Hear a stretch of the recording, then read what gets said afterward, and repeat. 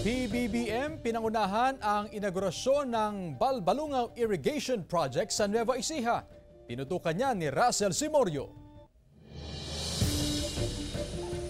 Sakay ng helicopter nang dumating sa barangay San Isidro, Lupao, Nueva Ecija, si Pangulong Ferdinand Marcos Jr. Inikot niya ang Balbalungaw Small Reservoir Irrigation Project bago ang formal na pagbubukas nito. Mahigit 900 hectares na sakahan sa mga barangay ng San Isidro, Balbalungaw, Salvacion at Mapangpang ang mapatutubigan sa pagbubukas ng irrigation project. Mahirap yung kalagayan nila rito.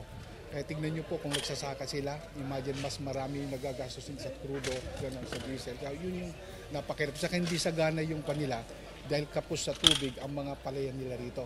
2020 pa sinimulang itayo ang irrigation project na pinondohan ng mahigit 1.2 billion pesos. Pinamamadali na rin ng Pangulo na matapos ang ilang pasilidad na nakapaloob sa irrigation project.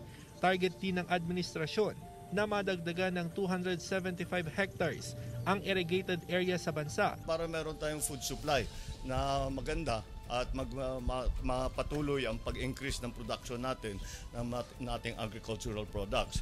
Ramdam daw ng Pangulo ang unti-unting epekto ng El Nino na posibleng maranasan hanggang sa susunod na taon.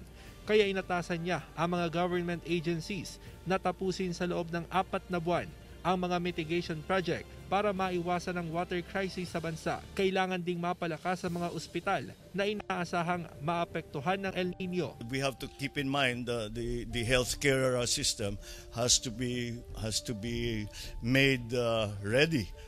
It's ready so long as they are able to. They have sufficient power supply and they have sufficient water supply. So, which is exactly the problem that we are facing pagka El Nino. Mula sa Nueva Ecija, kasama si Daryl Peralta, Russell Simorio, One North Central Luzon.